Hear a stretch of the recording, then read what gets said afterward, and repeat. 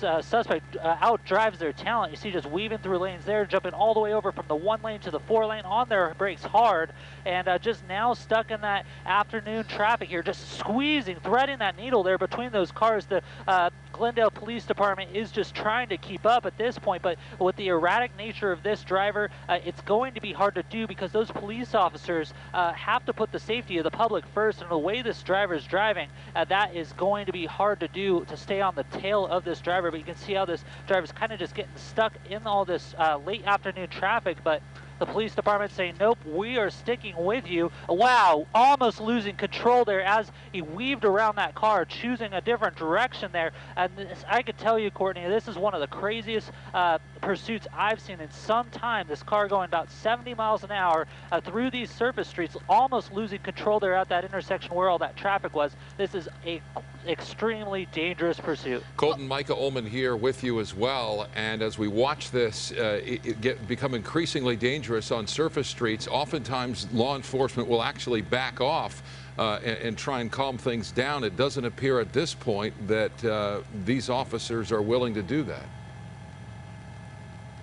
That's right, and what we're hearing is that, you know, backing off of this pursuit hasn't really seemed to slow down this suspect. The suspect is simply wanted for a traffic violation starting probably 30 minutes ago, and it's just the suspect has just kept driving quite erratically since then. You could see it kind of doing that loop there through that residential area. Luckily, not a lot of people are just, wow, just missing those cars into that power line there. Wow, okay. That is quite the ending to this pursuit. We sure hope that this suspect is okay. Now the police have to figure out how to secure the situation. You have down power lines, and they're going to have to protect the public there too. So they're going to take this slowly. They're going to call fire and ambulance services to the area to stage for when they get this suspect out of the vehicle. But right now, with that armed and dangerous kind of want out for this suspect, it's going to be a slow process to make sure that the suspect isn't going to harm any of the officers or the public. You can see they have a canine unit out as well, so if this suspect comes out and decides to run, which would be hard to do after that type of impact, that canine officer is there and ready to take the suspects into custody. Three people in the car, three people so far coming out of that vehicle. First person there being taken into custody by those officers. You see the air unit overhead calling out this to the dispatchers, and you see the person behind the vehicle there laying down on the ground, throwing that phone out of the way. The second person, 4 people, wow, another person coming out of that car too. It's amazing that these people can move after that accident there, but 1, 2, 3, 4, 2 in custody, the other 2 proned out on the ground, and they're just going to keep calling these suspects back. As they as they kind of have the opportunity to. It doesn't look like this point that all of these suspects are injured in a way where they can't move. It's hard to tell right now from our angle to see how that driver is doing, possibly a passenger now that looking at that vehicle is doing, kind of sticking their arms out of that door over there. But the police department's taking this one by one suspect, one by one, to take them into custody after this this huge crash here, taking down a power line into a tree.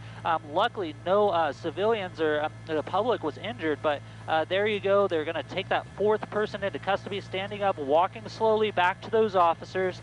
This is what they want to see as they take these suspects into custody. Very slow movements. They're going to check the suspect for weapons, take them into custody, and then they're also interviewing all these different suspects to make sure there's no one else in the vehicle. There's number 5 coming out of the vehicle. So a lot of people in that very small Toyota vehicle there, and luckily they're all moving well. You see that last person there just said, hey, I'm done. I'm going to come over. I'm going to put my hands behind my back.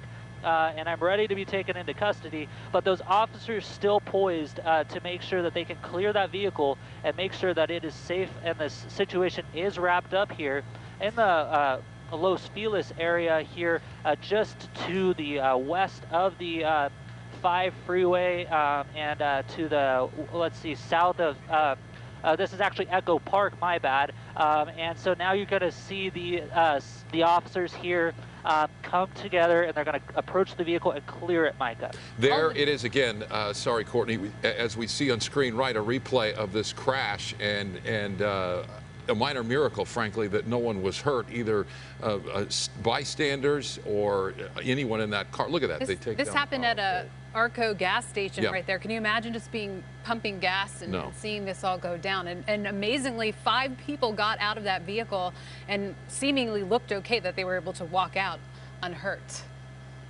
Amazing. And it looks like they've cleared the car. It's quite amazing that those suspects made it out of the vehicle. It looks like they're clearing that car. You can see how the officers' kind of poise has changed, and they're still going to make sure that they get able to look in that trunk and everywhere. But for the most part here, it looks like they're calling this code 4, that the scene is clear, the scene is safe, and now they're going to have to call in the utility companies, the fire, the paramedics to check out those suspects and take care of now this down power line here in the Echo Park area. Yeah, again, a small miracle. No one was hurt.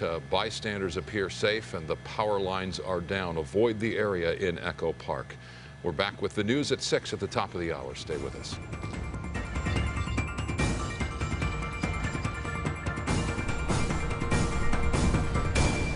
You see there the moments after that incredible pursuit that ended in an, astounding crash. Oh my gosh. I think do we still have the helicopter that we could still sort of look at the wreckage there? We were talking about how incredible it was that when the car launched off of, and we'll show you this, we're trying to get the replay clip, I think here.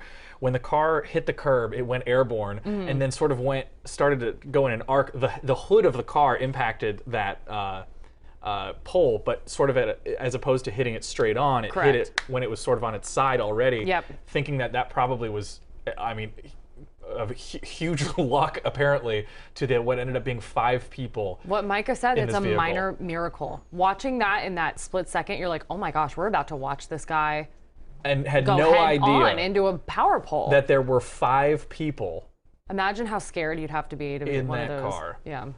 The tail end first hit a pole at first, and that's what caused the initial loss of control. And then from when the tail end, you hit the curb kind of, and then exactly, boom, boom, boom. and that's when. Well, and I think you gotta. I mean, 5 people in a car going more than 100 miles an hour. 70 on Riverside. The vibe in that car must have been nuts, insane. Yeah. And we saw, obviously, I believe it was probably the LAPD at that point, take into custody those 5 suspects.